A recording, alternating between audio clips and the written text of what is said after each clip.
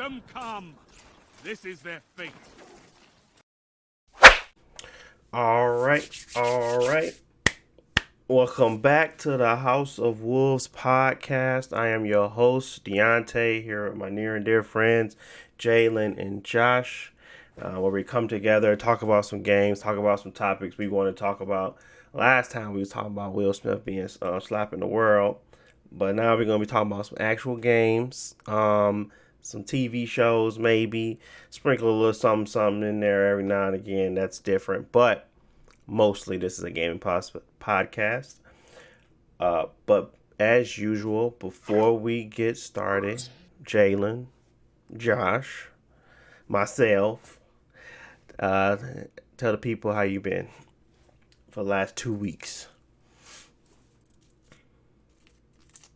Nah, go ahead, Josh. Go ahead, Why Josh. you always do it to me? He always Pass to evading A-Rap. it. He evading the question. He said, "I'm sick of this. I tell you the same thing every week." Go ahead. Pass to, pass to.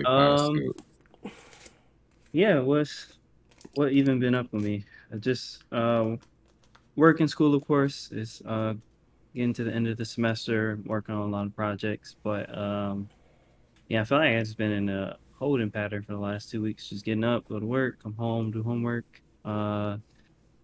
Did actually play a variety of games in the last week. I guess we'll get into it, but yeah, otherwise, school's almost done. Summertime. Uh, J Boy about to walk. So we Summertime. head to the Windy City. Windy City, man. Oh boy.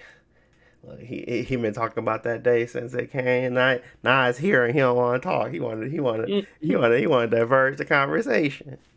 Jalen, tell us how you been, man. Time is here. Oh, I mean, go ahead, Deontay. Oh, you thought I was gonna go. Go ahead. Oh my god. You see this?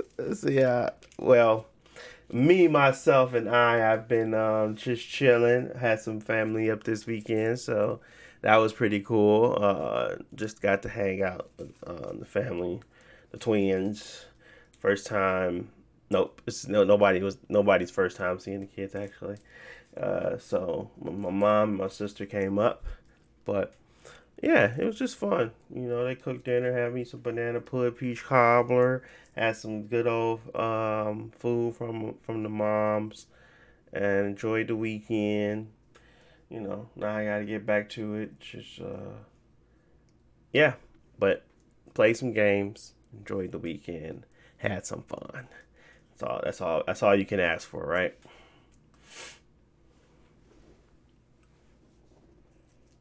Look at him. Jalen. Shoot. Yeah. Trying to think. How I've been. I mean, I've been straight, man. I gave y'all that whole ordeal about Shorty that I was working with. But I mean, now that I ain't got to see her no more. We're back. Everything cool. So I'm finna graduate. I'm excited. I'm gonna have all my boys up here. Turn up. You know what I'm saying? Black Another just one. excellence. Shake, go in there, shake hands, say black excellence, and keep it pushing. Go back home. uh, but no, I mean, I'm excited, man. I just been tired these last few weeks and just I ain't saying neglecting responsibilities and stuff like that, but just kind of pushing things that I don't need to really handle like urgently to the side and stuff like that, and just trying to figure out, what's next, those sorts of things. But other than that, man, I'm blessed. I made it this far, and I'm finna, celebrate Black excellence. So, I'm elated. I know I sound elated, but I'm like sleepy right now. So, Yeah. But yeah, so I'm finna go out with a bang. That took all the energy I had left. Now I gotta go to sleep. He said, nah, I got nah. He said, I'm pretty sure y'all finna scream, nah. Man, I remember when I used to do like calls to like sales calls and stuff. Like you had to be ecstatic. You had to like the fluctuation in your tone and your that stuff.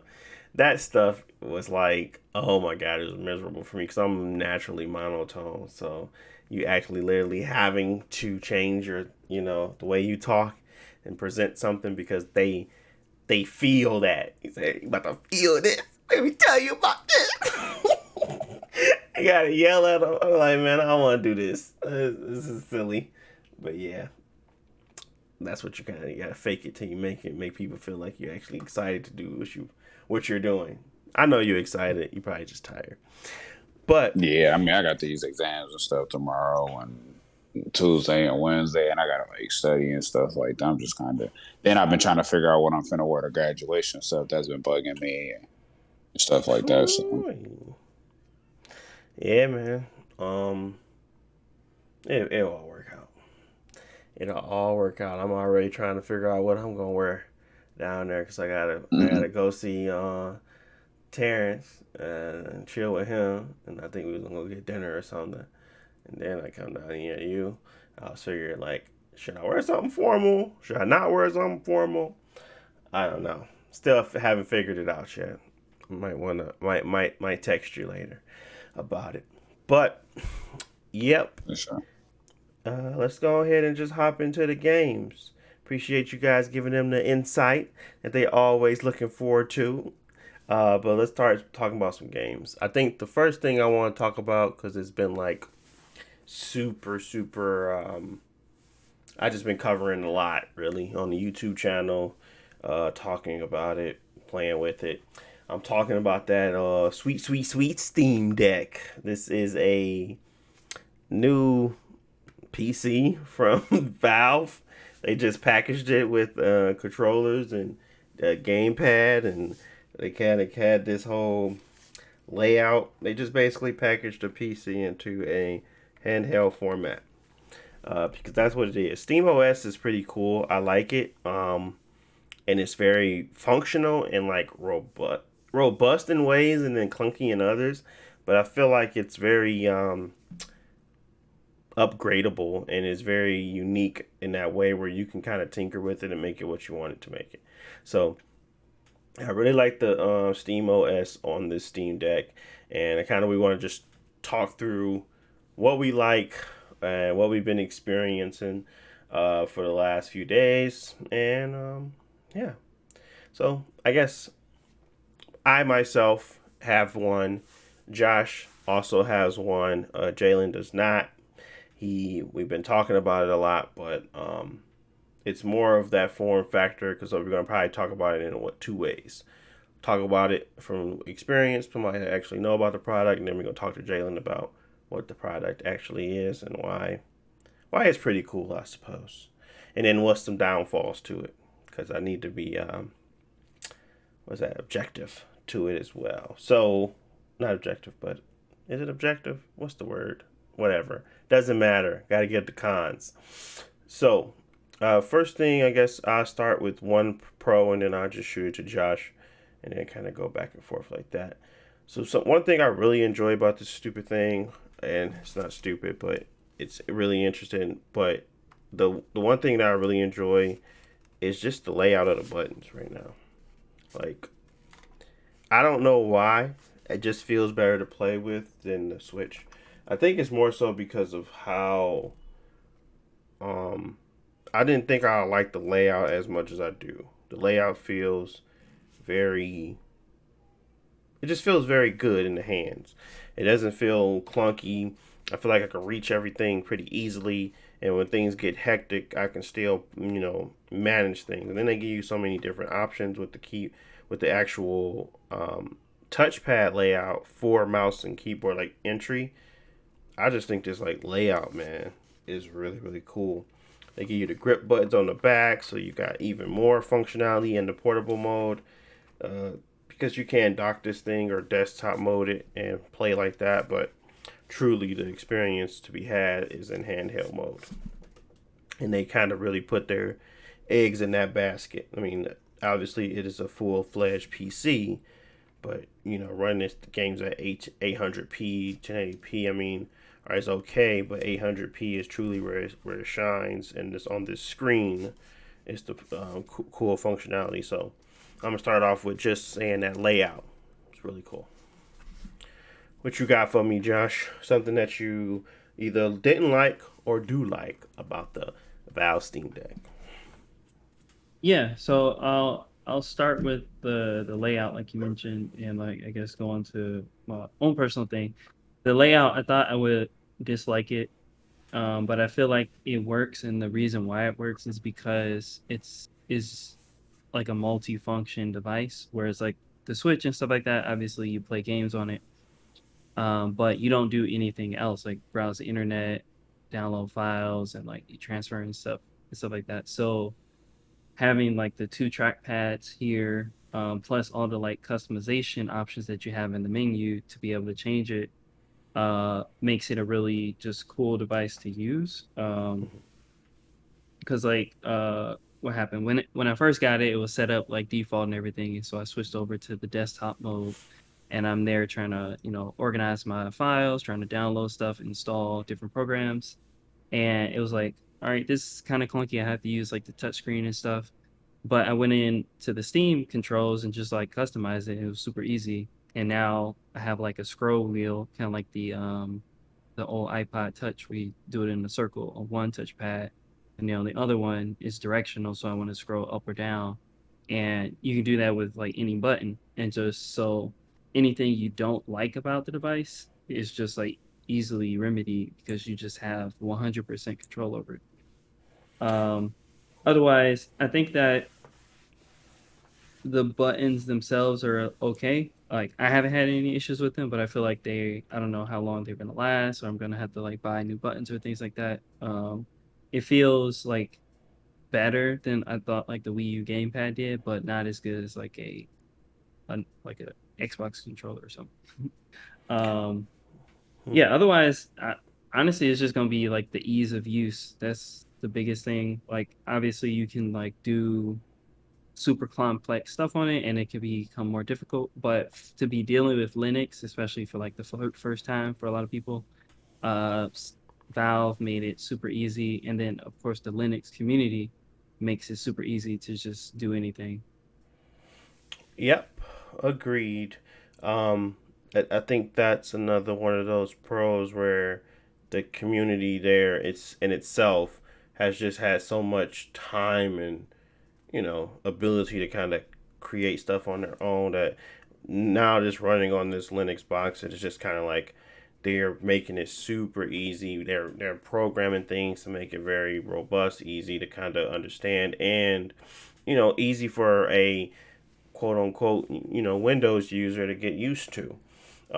There's times where you like I don't want to deal with the terminal, but then there's options for you not to have to deal with it at all. You can actually run those different types of files that allow you to just kind of execute on that versus actually having to deal with terminal. There's some times where you do have to go into the terminal and actually tinker or the console per se and tinker, but most of the time you can get a lot of stuff done with just GUIs, and that's one of the biggest hurdles for a lot of people with Linux is that they don't have a lot of GUIs for a lot of their applications. Sometimes you have to actually implement code in order for stuff to work properly, and that's a little bit nerve-wracking or scary for people.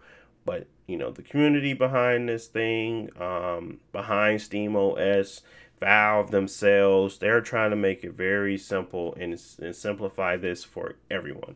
So having their own directory where you can go and download applications and not having to actually install it through that console or through the terminal is really really cool, and that kind of like I said piggybacks off what you were saying, the community, the Valve, and how they're really implementing everything on this system.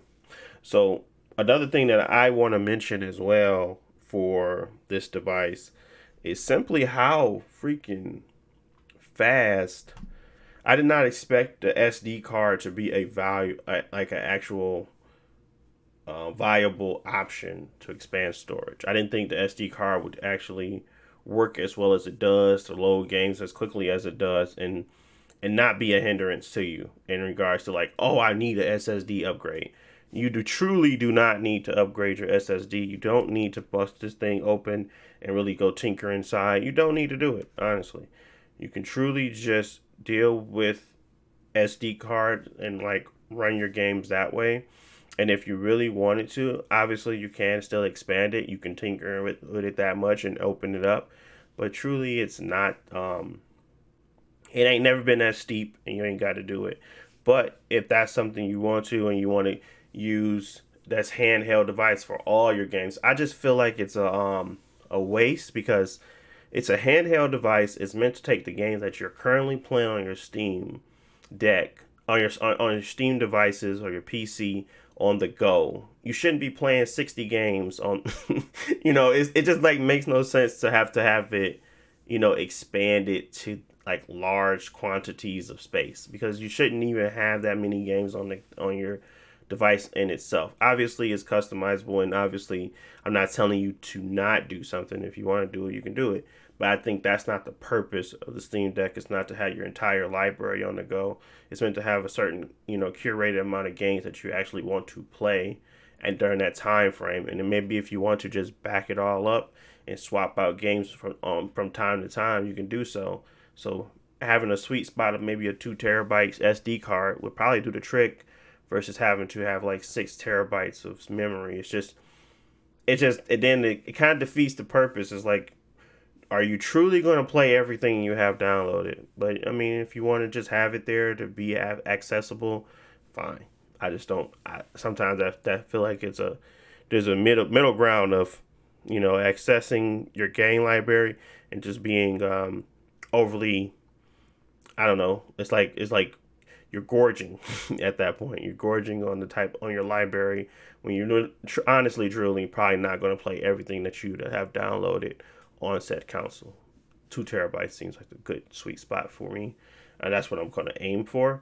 So I'm either going to wait for an SD card implementation where they have 2 terabytes, or I'm going to at some point open it up. Like I said, because they give you the options, it's never much. It's never much to do either. But the SD card has shown me that it is very much a viable option, and you don't need to necessarily upgrade that SSD. So yeah, SD card, pretty great. All right, what you got for me, Josh? Pro or con? Another pro. Um, I guess I don't know how to I guess it's kind of related to the community or compatibility, but just Steam OS in general, but like a couple of features that they've implemented. Mm-hmm. So number one I'll say is like the I think it's called Proton compatibility. Oh yeah. Basically, from what I understand, it's just like a um it's just made to run Windows or non-Linux native programs Correct. through Proton so it functions correctly. And like I didn't know what it was, but I feel like that is like 90% of the value, not the value, but 90% of what the system is doing well is through that, Yeah. because that just makes all these games and things like that you have that are Windows native. Obviously, gaming is like primarily on Windows or console, but brings it to Linux and it functions just like almost perfectly. I personally haven't had any issues with like compatibility, but it's Mm. like that is probably like the biggest thing that makes it um stand out versus any other device that could do this. Because like obviously there are like Android systems and things like that have been around for a long time, and you can like put your PC games on there, but for the price, you're getting like such good software in it. It makes it just like almost perfect. Yeah. Agreed that the software is really selling the console. It's like, again, the company Valve in itself.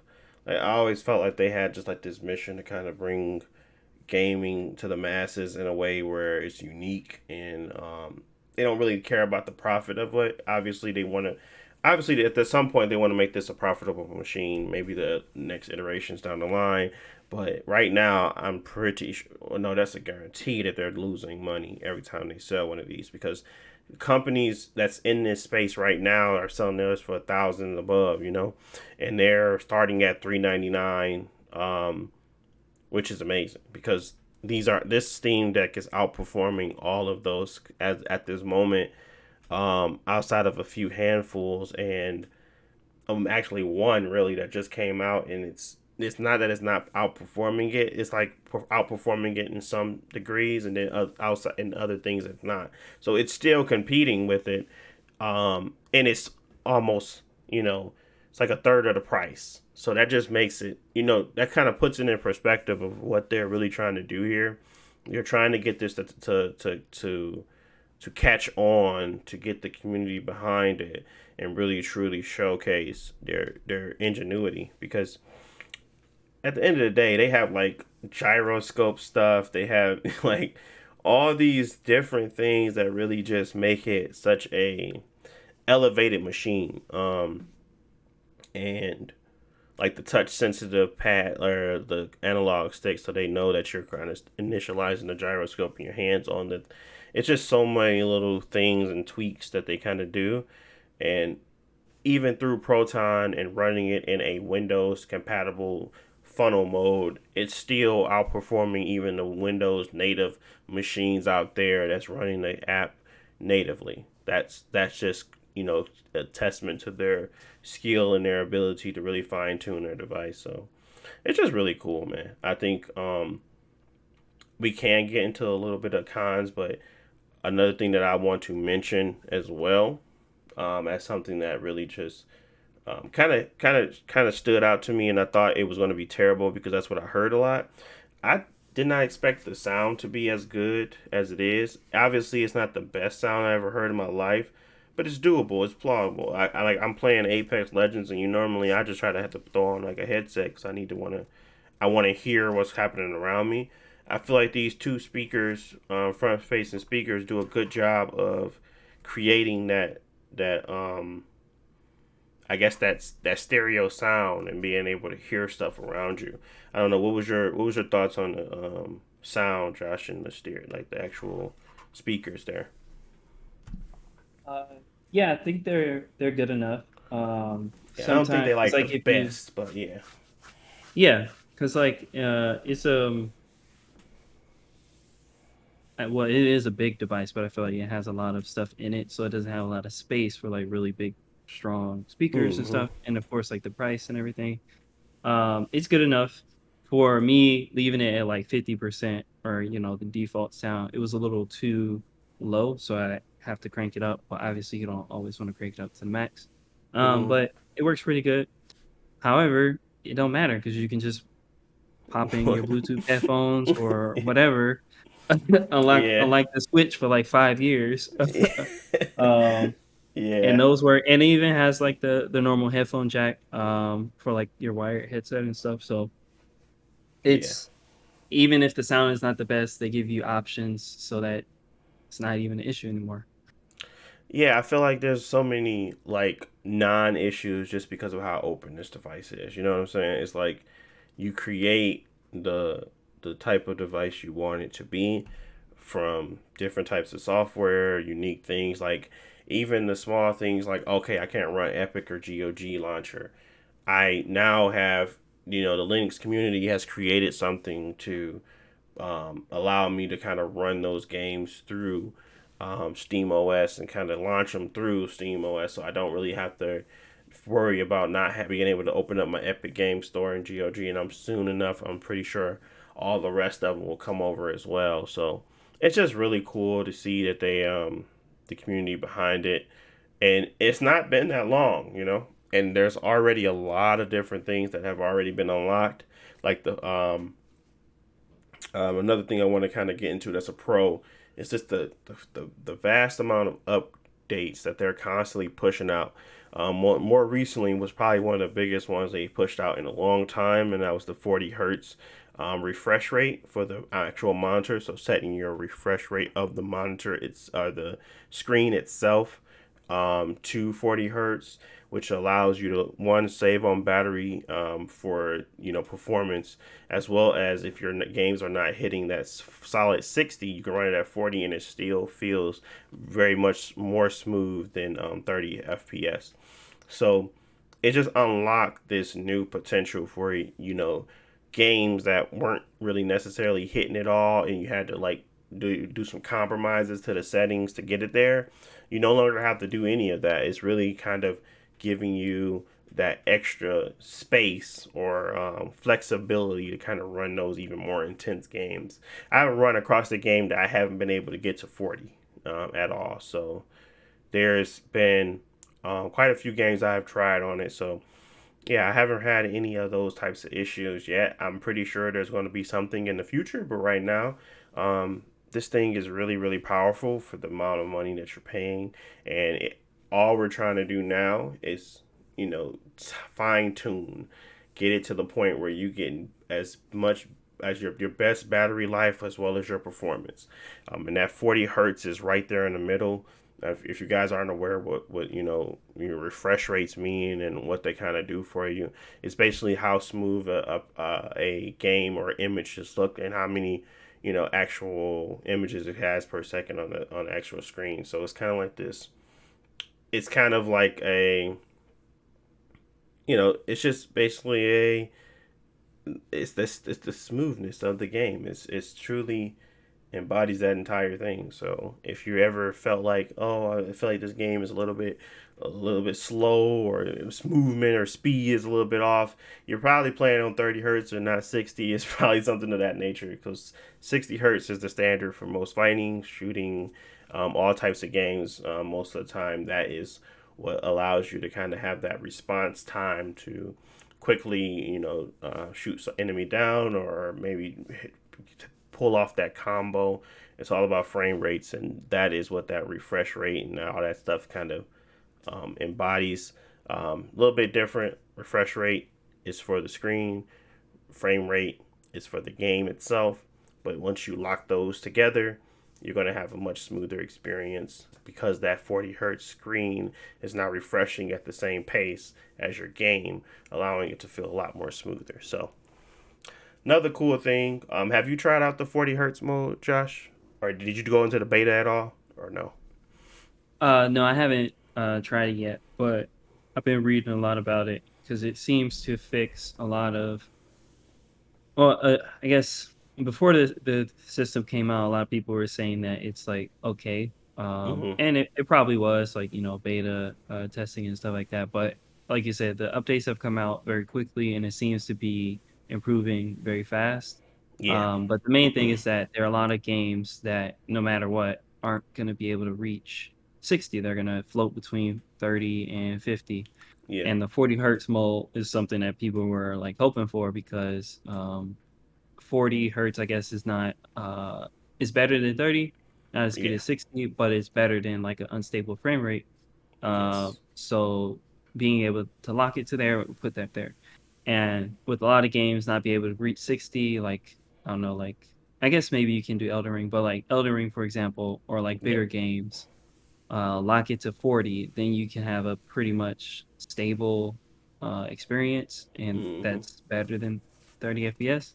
I did that with Um, Sekiro. Yep. So yeah, Sekiro is another one of those games where it's floating between 40. It was played between 50 and 60 for me.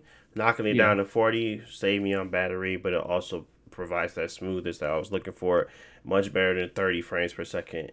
So it's truly a game changer when it comes to just performance and get what you're getting out the system in itself. Even with emulation, you can do it for emulation and things like that. So it's really cool to see how universal everything about this thing is. So I really just like how adaptive it is. Obviously, this is basically PC gaming to me in a much more well packaged format, because this you could do this all this stuff before. It's not like you couldn't. I just did not want to do it in a way that didn't make it feel like there was a unity behind it. You know what I'm saying? Like everybody has a Steam Deck. Everybody has the same the same setup, the same system, and the same graphics card, the same CPU, GPUs, all that good jazz. So when I actually put time into it, I feel like I'm not only putting time in it for myself, but I'm putting in time for it for other people. And I don't feel like it's not like you can catch a few people here. I can catch everybody with all the tips I'm doing because simply put, everybody has the same system. So that's why I really enjoy the Steam Deck. It normalizes PC gaming for me, and it normalizes and kind of it unifies everyone and what can be done on it. And it truly is a tinkerer's machine. But at some point, this thing is going to become so polished that anybody can mess with it. Anybody can do it, and that's the goal. And I can already see it's only been 2 months, and I can already see the drastic difference in applications and how you run stuff and what you're doing and how stuff is set up and the uniformity of it all and how the presentation, everything is just starting to get better and better and better and better. And I think that's really really cool. So definitely want to be a part of that community and just kind of providing people those tips and tricks and what to do and what to look for. So you definitely go find that stuff on my YouTube channel. But yeah, I guess we could kind of go into some cons. But they're really nitpicky for me, honestly. But because I really don't have many, but I can try to give some. Um, my There is a big problem going around right now, and I think I might have it. I hope not. I haven't felt like the B button stick, but basically there's this defect in the casing of the system that's causing the B button to stick. That is a problem. So, I mean, obviously, it probably could be fixed with you know, sending it back to Steam, but that is a problem that's unfortunate. Basically, people's B buttons are getting stuck because of like a molding issue on the case itself. Maybe it's not like it's not strapping like as it should be, so it's causing that B button to stick. And I feel like on my right hand side it's a little bit looser than my left, so I'm assuming I might have this issue come up as I continue to play. So, but right now I don't think I have it. I haven't had it get stuck yet, but it could be a possibility that happens in the near future. Um, so that is one of my cons, and I can kind of go into my next one. Um, have you had any issues with your B, or had anything that you kind of seen pop up that was like real unique? Um, Nothing with like the buttons, but like I've seen enough people like talking about it. So it's on my mind. And already, like I said, I feel like the button quality, like they don't feel bad, but obviously they're lower quality than like other buttons on other Mm-hmm. systems. Um, what my I guess I don't have any real issues. Everything I have is like mostly software related, and that's Okay. partly stuff that can be fixed and can't be fixed. So one, in desktop mode, there are a lot of sometimes there are bugs or glitches and things that pop up. Like I'm trying to launch a program and it won't launch or stuff like that, and I got to restart the system. Or I'm typing in the keyboard and the keyboard keeps popping up and down. The Mm-hmm. virtual keyboard. I switched to my own like Bluetooth keyboard eventually, but sometimes it still pops up even though I don't want to use it. Right. But those are things I feel like can be remedied by like either Valve themselves or like people will, come out with like a little update to fix those software issues. The thing that happened to me today that partly scared me was like I was on the gaming mode and I was about to play a game and it said install. It was like I already got the game installed, and so I checked my memory or whatever, and it couldn't find my SD card. And I was like, okay, so I restarted, and still the same thing, couldn't find my SD card. So I just ended up turning it off. Well, I didn't actually turn it off. I just took out the SD card, put it back in. It loaded for a second, and then it popped up. Um, and I noticed that happening because my SD card is almost full. because the day before that, it was what it was doing is like I was in desktop mode trying to move stuff around, and it was Mm. taking forever to load the SD card. So I think that Oh. storage, especially when you're doing a lot of tinkering and things like that, could be like a limiting factor. So, um, back up your stuff and everything. Hopefully, that's something that Valve can like implement some sort of like better safety features. Because I feel like if you put in like a full SD card right now, the machine probably would like crash. uh, No, but that's very, very much true. So, what I ended up doing was, I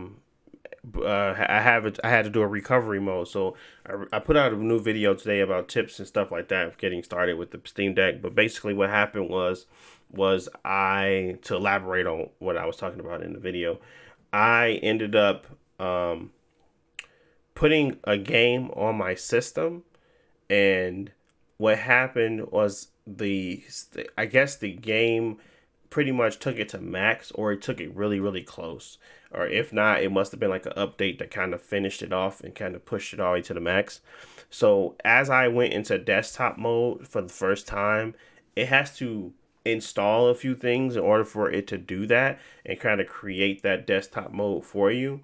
It didn't have the space to do that. So essentially it got put into a indefinite loop where it just kept constantly going back and back to the same thing, where it said can't install, error, please find out. And then basically the only thing that I could do to fix it was to recover my Steam OS. So I had to create a recovery drive, and that was one of the tips I was talking about in the video. Just create one immediately, because you never know what's going to happen.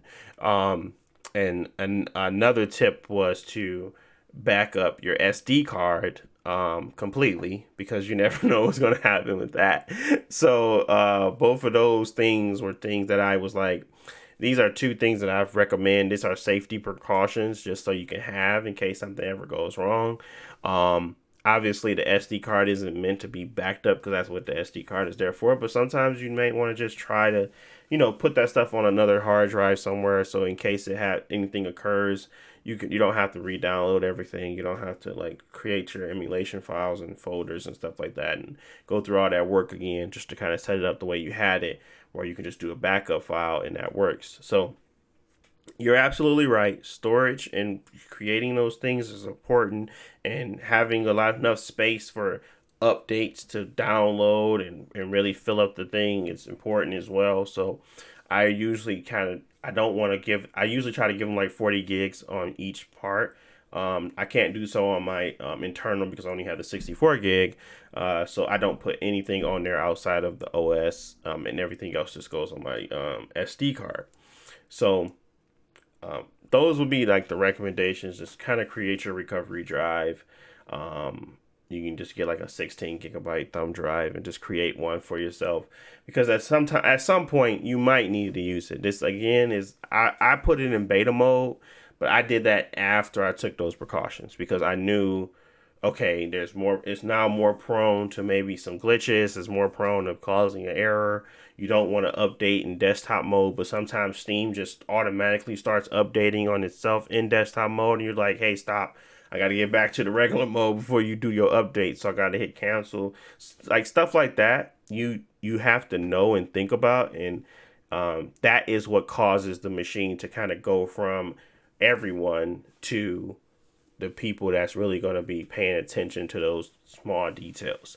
Because once that stuff starts occurring, it's going to make you better, and it's going to make it easier for you to kind of understand their terminal and how Linux works. But it's going to be a headache sometimes. You're going to be like, I don't really want to feel like doing this. But trust me, once you get it set up the way you want, and how everything runs on here, it's just a really cool device, and I think it's well worth the time and effort you have to put in.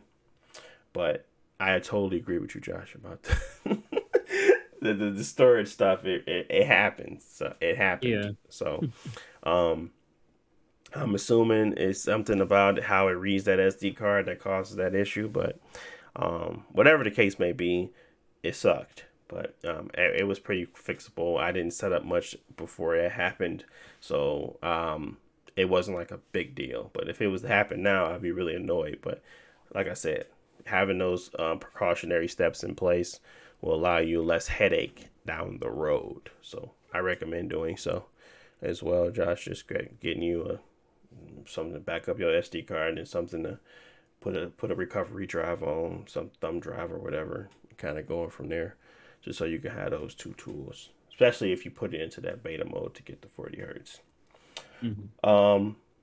But yeah, I mean, those are really all the cons I had. I don't want to spend too much time on the Steam Deck, but we already have. So, any last things you want to say about the Steam Deck outside of what we already mentioned, Josh? Obviously, it's really cool for emulation and all that good jazz, but people know that already. It's a PC. Yeah, I say that the biggest impression is I love it. It's been having a lot of fun, and Nintendo dropped the ball. So Hey man, they dropped the ball big time, G. I was like, at this point, I'm just like, y'all really are. I don't know what the problem is over there. All I know is they need to figure out how to make their system more appealing. But until that day comes, we gonna be on the Steam Deck for a while. But yeah.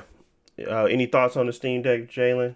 Anything you want to care to mention before we move on to the Apex Legends update? No, not for real. I don't really know much about it besides like it's a PC and stuff like that. But I remember seeing something about the emulation and then talk to y'all a little bit about it. And I mean, to me, that would be like the biggest selling point for me at least. Put that PSP down and I mean, Put that after all these PSP years, down. Oh man.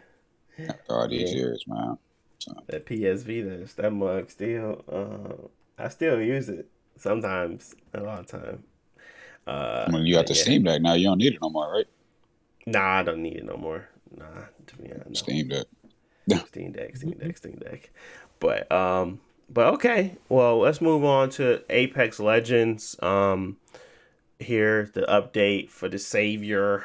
Finally got a black guy. Nah, not a finally, but we got we got Bangalow's brother.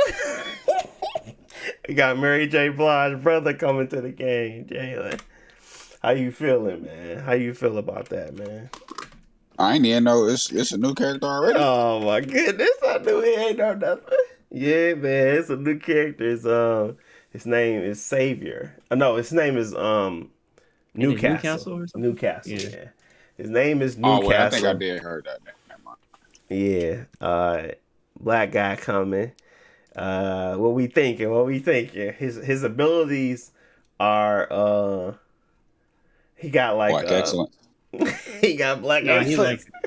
You shake your hand and leave. He pull out black excellence and then leave. But nah, he has like a large shield that kind of brings out cover for like a certain particular part of the area. He also can revive people and move, so he can like start reviving you and move you behind cover or whatever. So so he can move you basically while you're being recovered.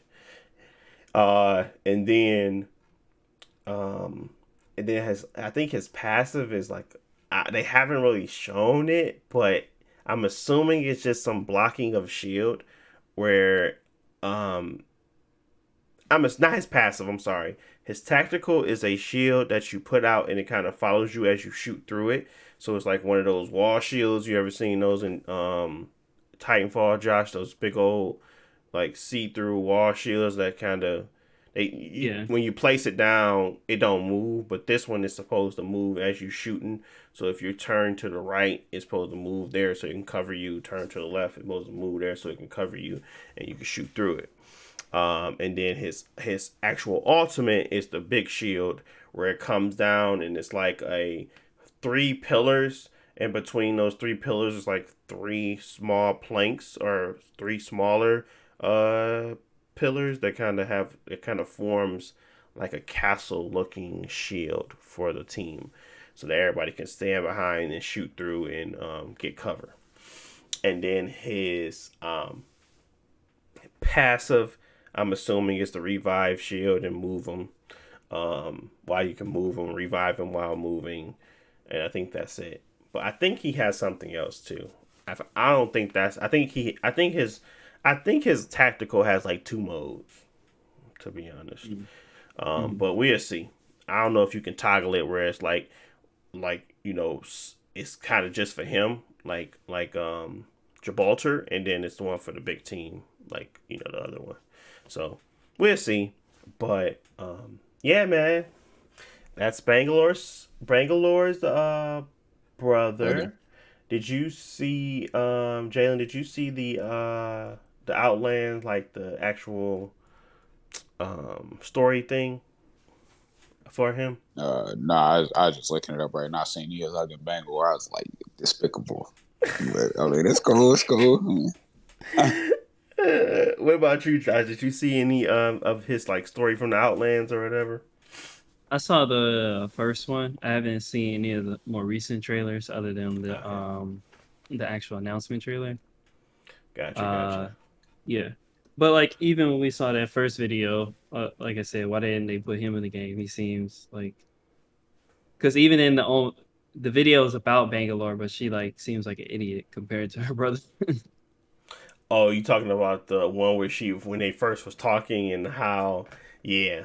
You talking about Yeah, the he very, saved very, her. very first time. Yeah, Yeah, and then she was like, "No, I'm gonna turn you into the yeah. IMT or whatever." It's like, IFC, yeah. I said, girl, you's a whole idiot. But yeah, my homie been chilling with his family. He forgot all about Bangalore. Bangalore been playing the games to try to get back to her family and find him. He just been ignoring her. He knew she was in the games. He ain't care. But basically, what happened is somebody, because he's not necessarily Newcastle. So he's not the one that lost 44 times or whatever, or tried to get into the games 44 times. Newcastle is a local hero to his city. He Newcastle though was basically in debt, and he was trying to pay off that debt by getting into the games, but he sucked, so he couldn't get into the game. So the mobsters came and they was beating him up or whatever. The Her brother, which why can't I remember his name, but her brother came and he was essentially trying to protect them. And at that time, they still killed Newcastle, the fake, well, not the fake, but the real Newcastle. He took all his gear and basically said, "I'm gonna join them," because the fake, not the fake, but the real Newcastle sold the city that his family lives in to these mobsters, and they basically said they're gonna burn it down because they didn't get their money. So he tried to join the games, and like the first time he tried, is basically he got in. So that is the backstory of Newcastle and why why when he was trying and attempting to get in and all this stuff, and they was at the party or whatever, she didn't really care for him, Bangalore, but because they basically didn't know it wasn't really his brother, so her brother, until the last moment where he finally went in. So I don't think, basically in the lore of the game, the people that run the games of Apex don't know that it's her brother. They kind of think it's that other guy that's dead. mm, They are mm. both black, so I guess that's why it works. If he was white Why guy, that's funny. you're like, man, that don't make sense, man. But yeah, but it was funny because one of the lines he said in the game, while he was getting beat up and everything, he said, "Man, it ain't my fault. My teammates suck." He basically trying to blame his teammates. And I said, "Man, that sounds like a real Apex player." Yeah, it ain't my fault. But yeah, if you go watch that, it's really cool. I liked it. But yeah, that is his backstory, and he's coming on May 10th. They're going to do a lot of updates to Storm Point, and they're going to be doing like new drop pods or whatever for looting. I don't know how they all work, but essentially they're supposed to give you better. It's kind of like, remember Bloodhound's little Hawk Arena where you can fight and get loot. Basically, if you go in these pods on Storm Point and fight and try to and take loot, servitors are going to spawn, and you got to kill them to get out, and then that's when you can take the loot and stuff. So that is what it's supposed to be. I'm not 100% sure on that, but that is the gist of what these new pods are going to do. And they're probably be making a really massive change to Storm Point. Hopefully they make it smaller. Hopefully they make it more condensed. Hopefully it's more enjoyable, because that is going to be the map for the first 6 days. You know how they always do. And I really hope I don't have to wait 6 days to play the game, because I really don't like Storm Point. I don't hate it to that point, to that degree, but I just don't think it's an enjoyable map. So to be the only map for 6 days, you know what I'm saying? So we'll see. Man, like I said, man, say it's trash. Man, I ain't saying it's not trash. I'm not saying it's the worst, but I'm not saying it's the best. It's definitely the worst map in Apex, but it's not the worst map I've ever played in a game. Worst map I ever played in the game was still going to have to be Rust. Not Rust. The freaking Shipyard one with the 4 things. That was a stupid map, but people loved it. Shipment. Yeah, that was a stupid map. I'm just Man, you sound crazy. It was the stupidest map ever made. Period. Man, that map tight. Oh my god, it was tight It's for just one like- reason only. If you got the upper hand, it was the dumbest map ever built. Period. I mean, it's like a 1v, like a small game mode map.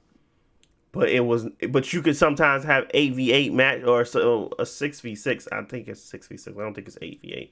6v6 I mean, that wasn't the matches. intention of the map, though. Like, they But just do that's that what to they be would funny. do on it, and they would sit you there. So if that was an intention of the map, it shouldn't have been able to be joined in. So I'm not trying to debate Call of Duty's maps, because a lot of them did suck, but that map in particular stuck out to me as the worst map I've ever played in a multiplayer shooter, not Storm Point. So yeah. Nah, not right. Did I offend? Did I offend you, Jalen? Yeah. Is that one of your Actually, you favorite did. maps? No, it's just not. I'd much rather play that map with 6v6 game mode than play Storm Point. How? It's literally 4 corners. Because There's nothing to it. The purpose of the game is shoot people. In Storm Point, I'm not shooting nobody. I'm running across the map, and hopefully the ring don't get me. Oh my god! I guess. Well, yeah. I guess we're gonna have to agree to disagree on that, on the shipment. But truth be told, I'm ready for some type of difference in this game. I'm hoping that they're gonna do something different with because they're supposed to have another map, but that's supposed to drop in the end of the year, not right now. But I'm looking forward to their maps. Like, their maps aren't terrible. I just don't like Storm Point. So once they make some changes to it, maybe that'd be a better map. But yeah, what we thinking? Y'all, you is that a new main for you, Jalen? Is that not? Is it? Does he get no notice? I mean, I definitely try them out, man. That game they just like put me on Storm Point, so it don't matter sometimes. I mean, what good is the character if I ain't got a map to play on? Oh my god. I guess. What you thinking, Josh? I know you like to play with most of the new characters. You thinking his kit? Yeah, I'm okay? gonna try him out. I think, have we had a No, support not in a in while. Not in Yeah, a while, that's what I bro. was We about to had say. Rampart. LBC. Yeah, that's the last one. Is she support or is she the defense? Or do they not Defense. make a Well, difference? Newcastle Okay, is yeah. defense as well. I think Okay. he's kind of falls in line with Gibraltar. So Okay. that's Caustic, That's Caustic, Rampart, Gibraltar, and now him. Okay. I believe. I Yeah, don't I think like it's another one. the movement and Oh, offensive Watson, characters. but no. Yeah. Yeah, that's a yes and a no at the same time. No. But it'd be nice to have somebody different in the game, see how it changes things. Yeah. Because Gibraltar is already really good, even Rampart, even though she's not like the most popular, she's still pretty good. Yeah, agreed. Um, yeah, and I think that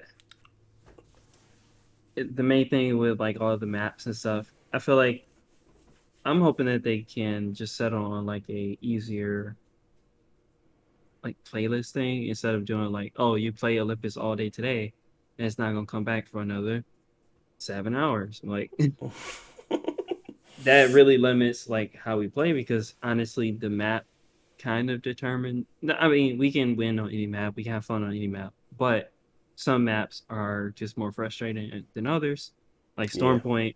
I know that they want to change it and improvement, and then have people like actually play it, but Mm. they're I don't know.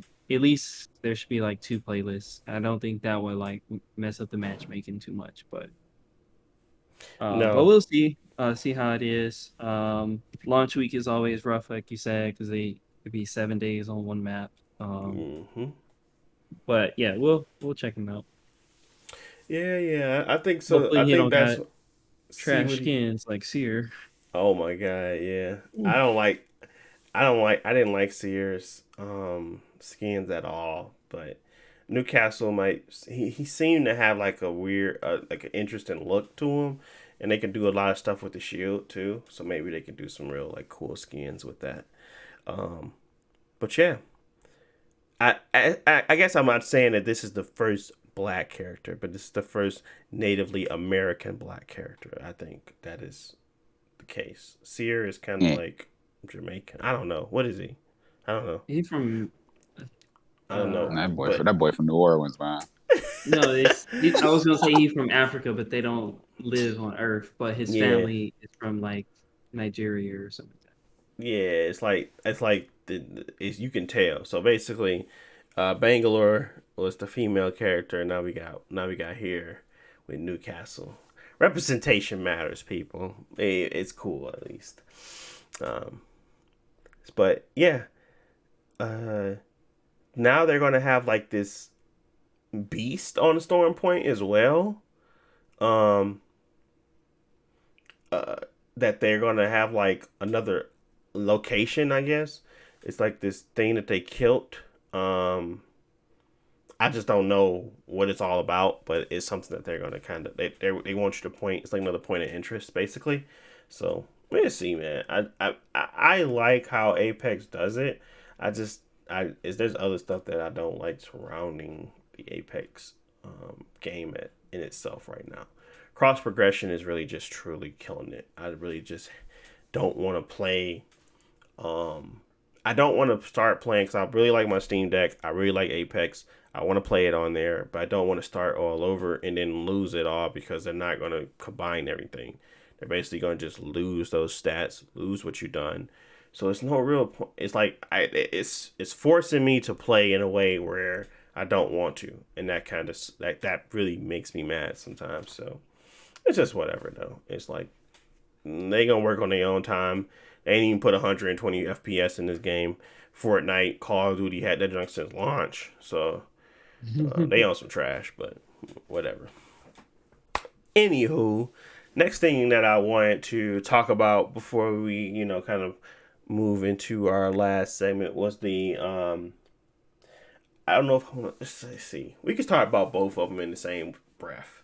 So one, I just started um, the Halo actual series, and it's pretty interesting. I'm on season two. I mean, I'm on episode two, and um, right away they trying to captivate you with a lot of the different things that they showing, and like some of the callbacks to the video game and things like that. It's really cool. But I don't know. I gotta see where it goes. They actually show Master Chief. Somebody's playing Master Chief. They show his face, and it breaks the illusion, but it also brings emotion to the character. So they had to do it. I feel like they had to do it. Have you seen or heard about any of the Halo Paramount Plus series, Josh or Jalen? So I haven't seen it. I have heard about it. Um, What have you heard, Josh? so the basic. Well, the basic plot of the first few episodes, obviously, like some big events.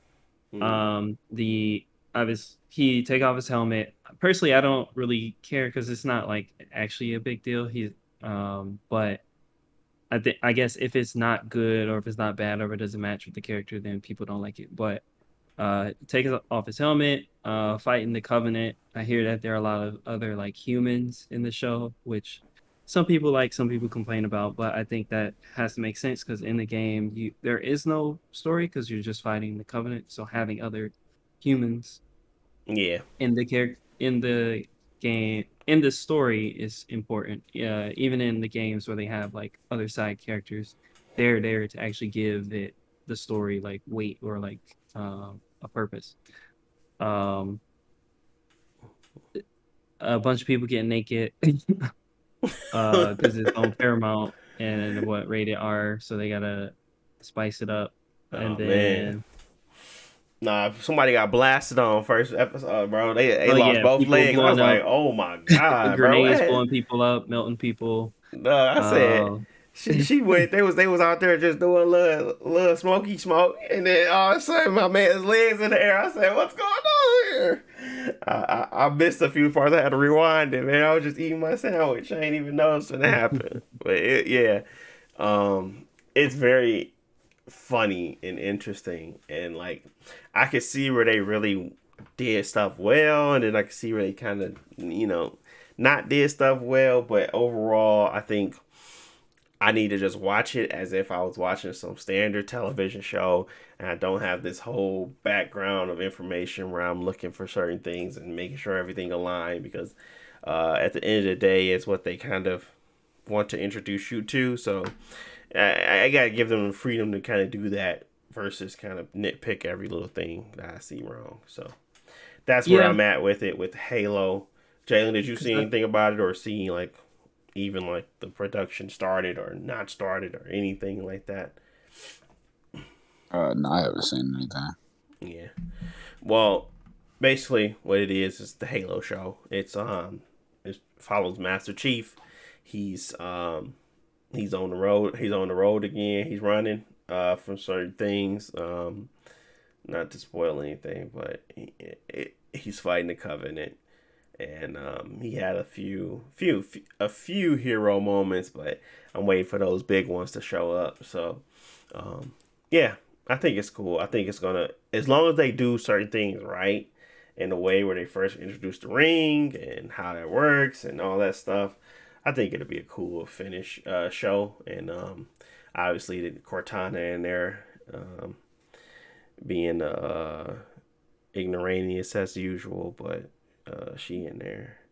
But yeah, overall, right now, Halo in that production, I'm giving it, a a solid jump start. They're doing okay. It's keeping my interest. I just want to play. I want to watch the whole thing and kind of see where I stand at the end of it.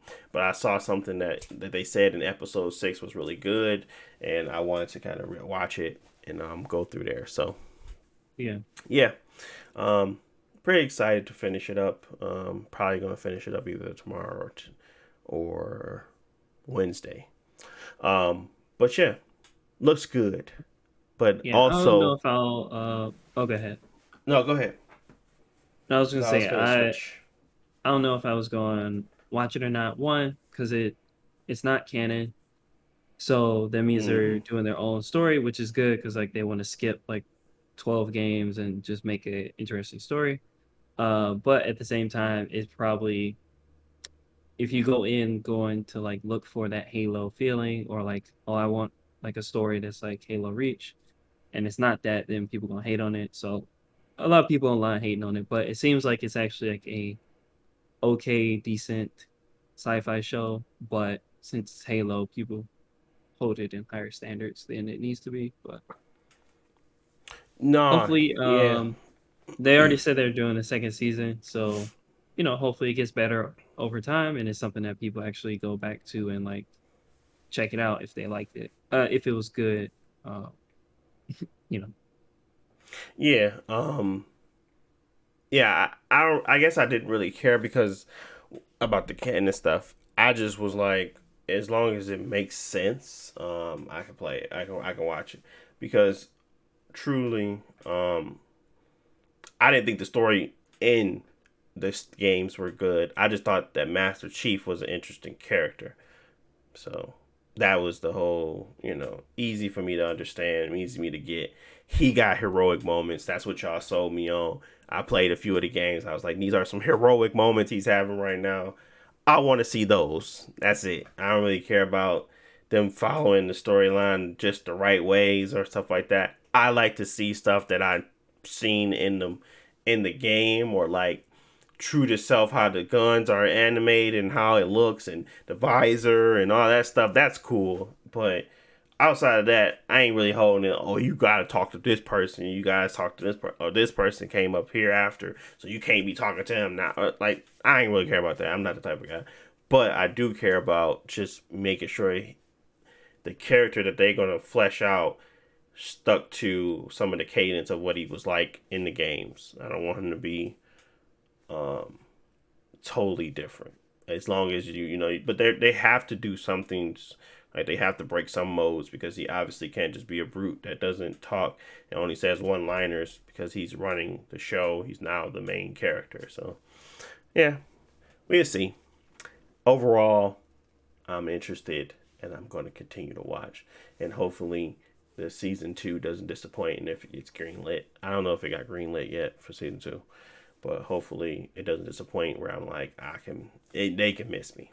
But the next thing, and just kind of pushing right into it, was the Halo Infinite update coming out. Is it tomorrow or Tuesday? I think it's the 5th. I don't remember. It might be the 5th, but it should be on a Tuesday. That's where they normally do their updates. Well, if it's on Tuesday, then it's the third. Not, and the 5th is Thursday. The 9th, the 10th is the Tuesday. I don't think it's the 10th. I think it's definitely between the 3rd and the 5th or the 6th. So one of these days, sooner than later, we're going to get more content for Halo Infinite, which is much needed at this point. It's a pretty dry game. Have you played it since? The last time I played it was during the Ninja event, and it was a while ago. Not saying that the game is bad or anything like that. I definitely want to try to get it up and running on the Steam Deck in some way. But it's just that we was doing the same thing over and over, and I can get better at the game because it was actually fun beating people and stuff like that, and it felt very solid to play. It's just that it's really slowed down on actual content, and the whole battle pass, gear upgrades, and customization was very cumbersome. So I just was like, I wanted to get one set and be done with it because I didn't even want to deal with the whole uniqueness of the customization. But then they kind of dropped something on us that basically they were saying they're going to do away with the armor cores, and they're going to allow for you to customize your character exactly how you want. What's your thoughts on that, Josh? Yeah, so I haven't played it in a while, but it's not because like I got bored. It's because I literally did everything other than like just checking in for the weekly reward, which I don't have time for that. So yeah, I finished the battle pass in like a month or so, and then I finished the campaign. And then their events that they had like 3 events on rotation. Um, the samurai one was like the longest running one. That one I got tired of, but I finished everything. The other 2 are fine. They were only like for like a week or 2. Play a couple matches of like the unique game mode, unlock some stuff, and that was it. So the main thing is that their seasons are too long, and that seems to be like they are having issues with like delays and stuff. So the first season was, when did that game come out? November, and it's just now ending. So it's like 6 months. Yep. And their next season is also going to be 6 months, but they're promising like more variety of content coming out. Um, so who knows? I'll still probably finish the battle pass in a month, but as long as they come out with like interesting stuff to come back. That's good, but I guess it needs to be more than just what uh, more armor. But Yeah, unfortunately, it seems like that's all the game has as far as like unlocks is the new armor. So I don't know. It's still a really fun game. I still like it. It's one of my favorite like FPSs to play. But they got to figure out their actual online service portion of it, where it's not actually as interesting, especially compared to other games. Even though people might be frustrated with like Apex or Fortnite or whatever, the amount of content that those are giving, or the amount of variety that they're giving every 3 months is much higher than what Halo has. right. Do you think there's a need for a strong battle, like a battle arena presence right now? Like, are we wrong for comparing them to battle royales, or is that the cadence of what they wanted to strike? Because it's free to play, but it's a real it's in heart of hearts it's a battle arena, and it's not a battle royale. So when it comes to arenas, they tend to have to make or break on the modes, the things that they kind of have to offer at the beginning. But once you put those modes out, I guess what what is our expectation for a battle arena versus a battle royale? Like I guess I'm trying to figure out the tone of my requests, because obviously they're going to be giving out certain things like Forge. They're going to be doing new game modes. They're going to be doing new maps. But would it have been just better for them to create a generic, or the standard battle arena package of Halo Infinite multiplayer, and put that out, versus trying to give this trip feed, service, live service game? Like, what would you? Hmm. I guess it's two Well, questions. I don't think that it being like a arena shooter is necessarily bad because like even Call of Duty, they still have their what is Yeah, it, but 12v12, 8v8, hmm whatever mode but it's as on top dying. of it is I mean the fact is battle royale is more popular and more people are going to gravitate to that. More people are going to watch that online, and that's fine. I think that the arena games can exist in like their space and not necessarily like have to worry about battle royale. But if they want battle royale money and like it's a big AAA game and they trying to compete with Fortnite, then they have to do more than the standard arena shooter stuff. What also hurt Halo specifically is that their content is not coming out fast enough. It's not good enough to justify 6 month waiting period. Like a 6 month wait is like Destiny, and then like at the end of that 6 months, here you go, a big drop or something like that. That's gonna keep you going for the next 6 months. Halo barely has like a month worth of content that they come out with, and then they drip feed it out over 6 months. So that's the number one issue. If they did that in a battle royale, it would still be the same case where it's like Halo doesn't have enough content uh, for the battle royale. But I mean, I honestly I don't know why people feel like battle royale has longevity when realistically it's still like the same thing. Whereas like you jump in the game, you win, you lose, then you jump in the next match. That's the same as the arena shooter, but I guess it's enough variety and stuff like that, or it's like a casual match that it doesn't matter as much. Yeah. Yeah, whatever they do, they just have to do it good. And I think that whatever they have right now is not implemented good, and that's the main problem. And they No, keep I talking about agree. they're gonna have a battle royale eventually. I don't know if it's gonna be like next year or something, but they want to do a battle royale. Um, it still has to be good. That's the problem. Like the gameplay is good, but this online service to keep people coming back and spending money or whatever, they got to figure that out. Yeah. Um. I guess that you're right in that regard. I just kind of was trying to see if is there any real distinction between the two. Like, is there something that we should be holding this to a certain standard versus the other? But I think because they kind of pushed themselves into that live service mode, it's now it's now putting itself on expectations that they can't kind of currently meet.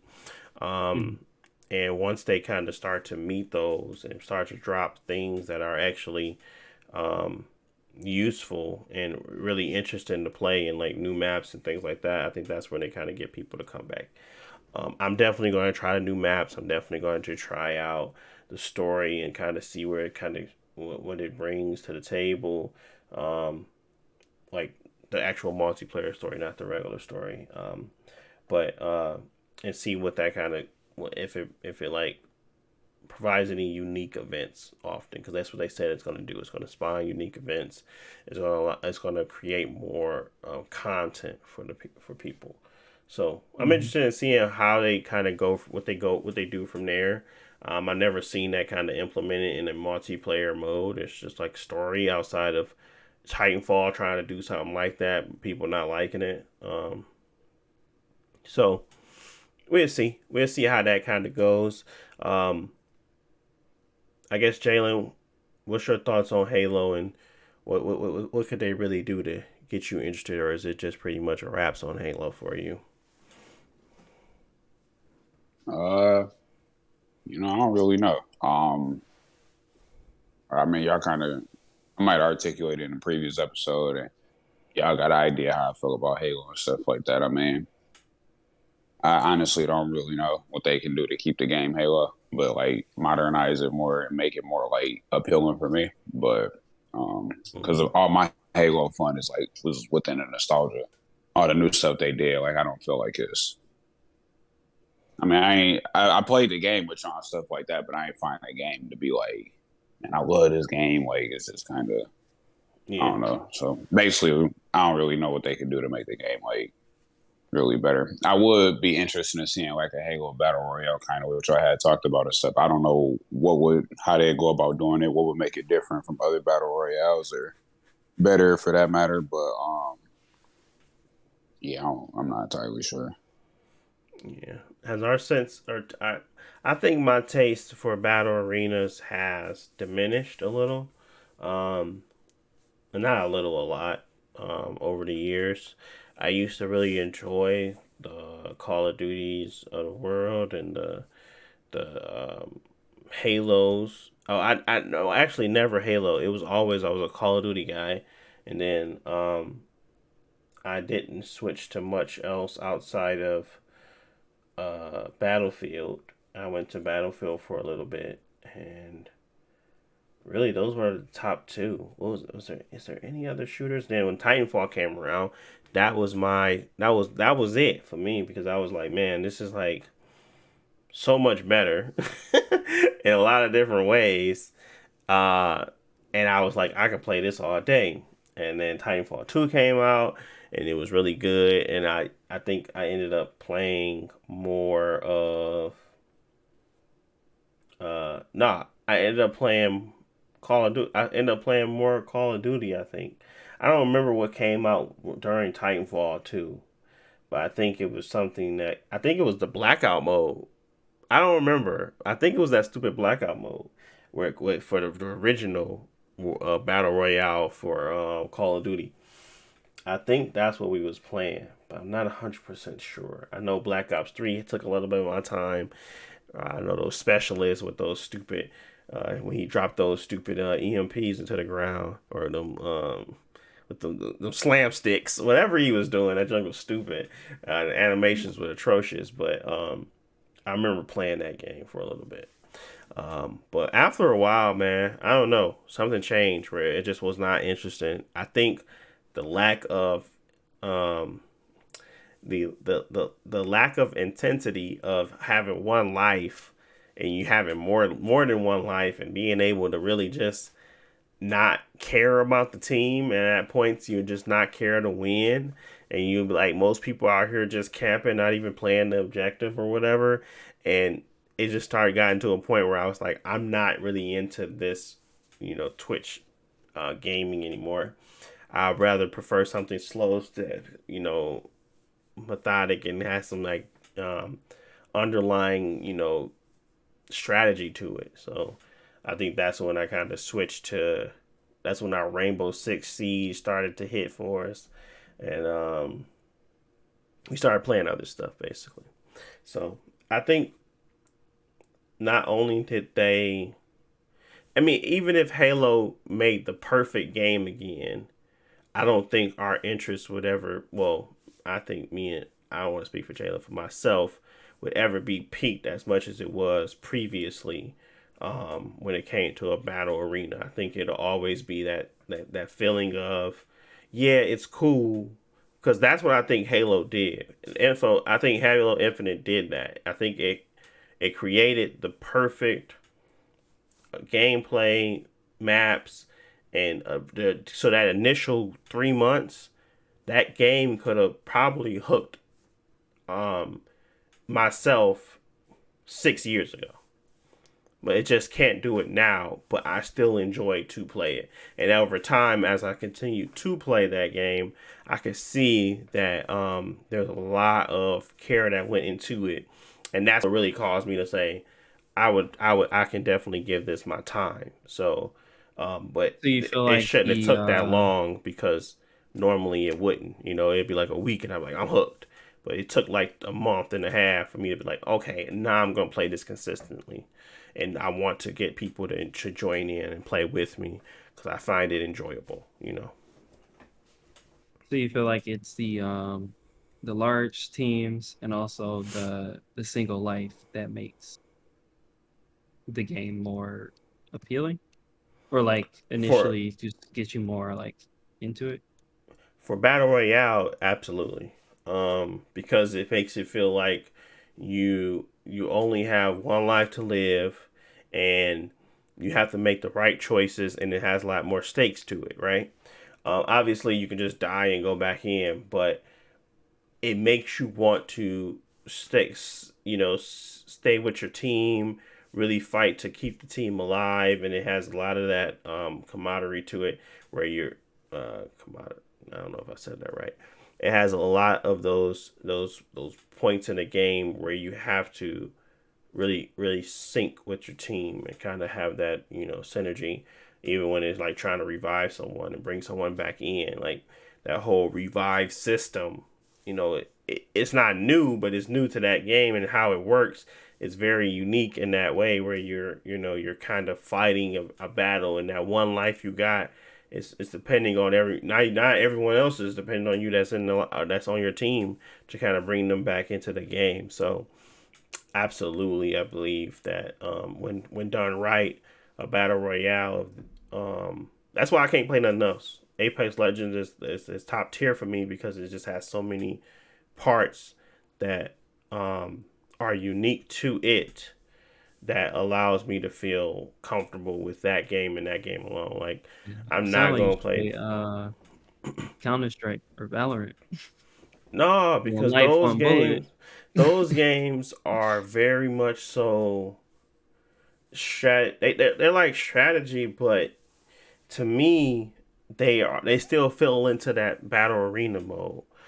In my opinion, it just feels like that, because it's not a true map. It's like an arena, and I don't know. It just doesn't fit the bill for me. Counter Strike, Valorant, they just fit that quick response, quick timing.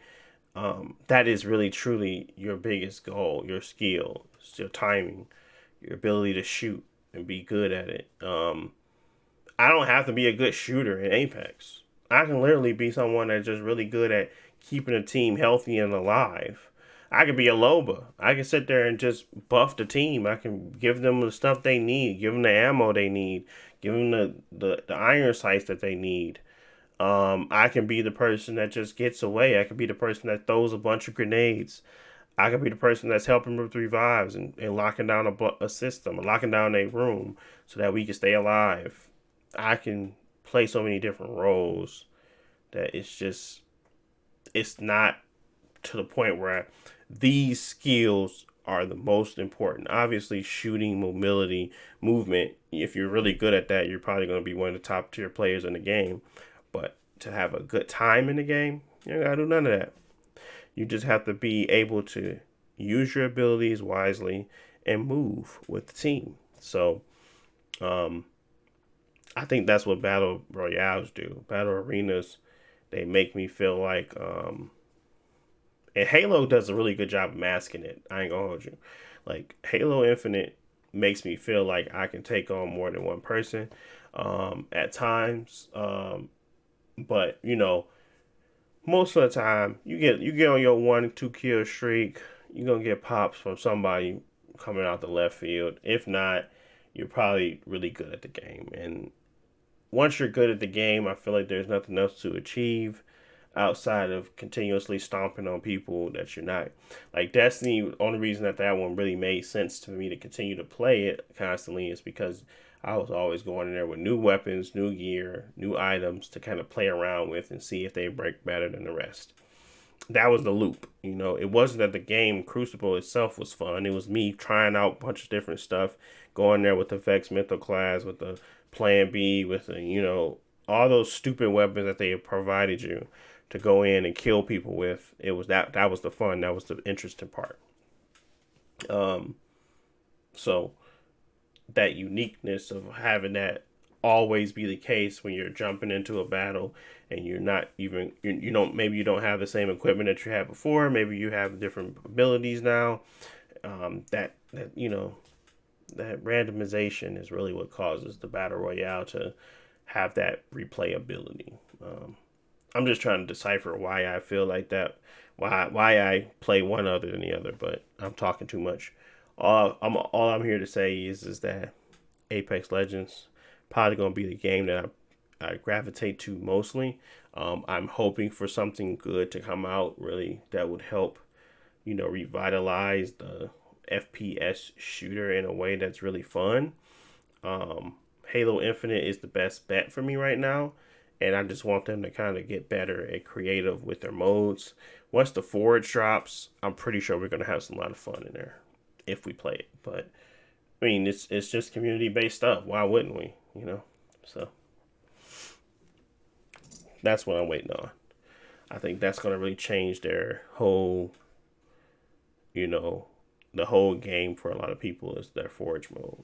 So Mm-hmm. hopefully it's done well and people can really, have a good time in it. So,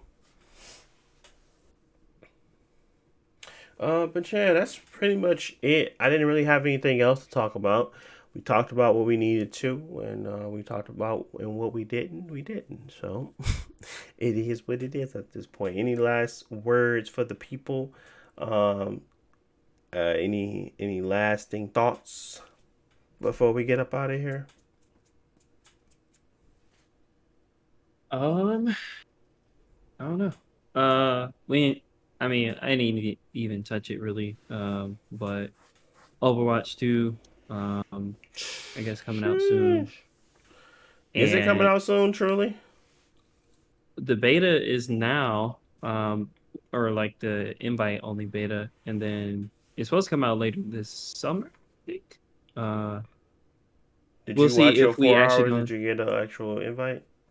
Yeah, I watched it. I haven't played it though, because I haven't actually because I've been doing homework. But I don't think I I got don't the know. invite. I don't know how people actually feel about it. I've been seeing good stuff. I've been seeing mixed stuff. A lot of the Overwatch people are not happy that it's less hero shootery and more. Um, they say it's more in line with like standard shooter and less like Overwatch, where everybody had like a bunch of unique abilities and stuff because it's 5v5 instead of 6v6. So we'll see if that makes a difference, if that's better for you or not, because I know that you weren't really into Overwatch. But we'll see. I guess as the game gets closer. Yeah, we'll see. That's another one of those polished games that deserves a little bit of time, even if you don't like it at the end of the day. But Overwatch has always had a cult following, and it always has done things well enough for me to even to try it, and maybe I can get out my mode of just playing with Lucio and Soldier 76 and play with somebody different. I mean, McCree was cool too, but that was about it. I never ventured out farther than that. So we'll see. I know there are new characters. One of them seemed pretty interesting as I was watching that 4 hours, but didn't get my beta code, which I was annoyed about. But we'll see. All right. Well, thank you guys for listening as always, and we will talk to you guys in the next video. But thanks for watching. Peace.